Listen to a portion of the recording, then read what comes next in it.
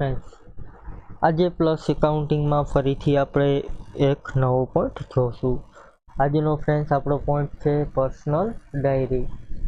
એટલે કે અહીં પ્લસ એકાઉન્ટિંગ સોફ્ટવેર ખોલી લીધો છે. એમાં જશું યુટિલિટીમાં. અહીંથી આપણે આ અઠવાડિયામાં આ બધી ડિટેલ પૂરી કરી. હવે આવે છે ફ્રેન્ડ્સ પર્સનલ ડાયરી. અહીં ફ્રેન્ડ્સ આપણી માટે વિગત આપેલી હોય છે. પહેલું છે એડ્રેસ બુક.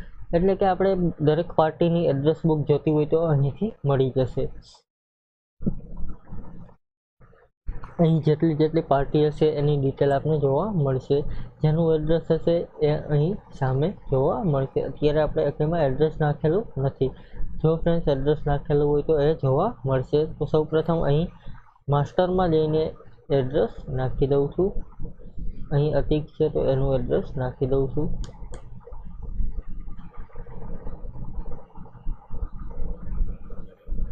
અહીં ફૂલ એડ્રેસ F4 કરીને નાખી દઉં છું.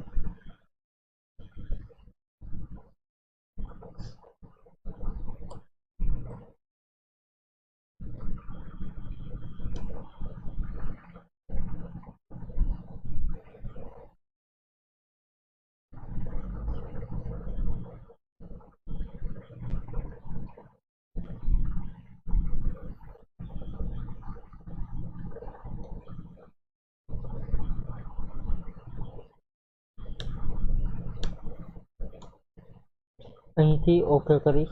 અહીં આપણે અતિકનું એડ્રેસ નાખી દીધું છે. હવે ફ્રેન્ડ્સ યુટિલિટીમાં જશું. એમાં પર્સનલ ડાયરીમાં અહીં એડ્રેસ બુક આપેલું છે. તો અહીં અતિકમાં જોશો તો એનું એડ્રેસ આપને જોવા મળશે. અહીં એડ્રેસ પ્રિન્ટ કરવું હોય તો અહીં તમે એને પ્રિન્ટ પણ કરી શકો.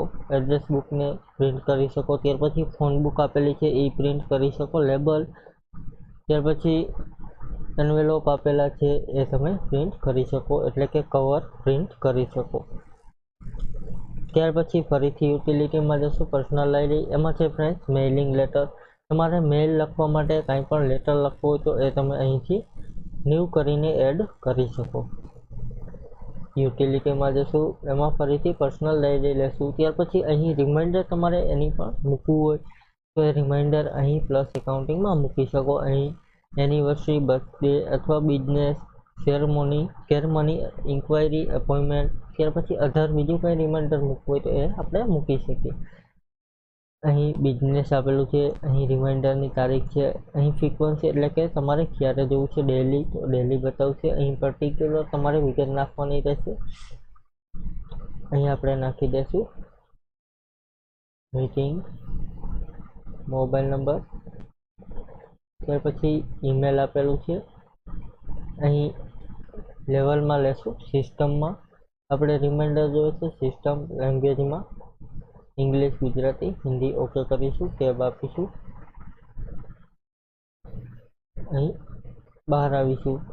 આ પ્રમાણે અહીંથી રિમાઇન્ડર સેટ કરી શકીએ. યુટિલિટીમાં જશું. ત્યાર પછી પર્સનલ ડાયરી. એમાં છે કેલેન્ડર અને ડાયરી. અહીં કેલેન્ડર અને નોટ્સ આપને જોવા મળશે. આપણે કેલેન્ડરમાં નોટ્સ લખવી હોય તો એ અહીં જોવા મળશે. અહીં 3 તારીખમાં કાંઈ નોટ્સ લખવી હોય તો એ તમને જોવા મળશે. અથવા તો 27 તારીખમાં તમારે રિમાઇન્ડર વાઇઝ નોટ લખવી હોય તો એ જોવા મળશે. આ પ્રમાણે પર્સનલ ડાયરીનો યુઝ થાય છે. Thank you friends. આજનો પોઈન્ટ અહીં પૂરો કરીએ. કાલે ફરીથી એક નવો પોઈન્ટ જોશું. Thank you.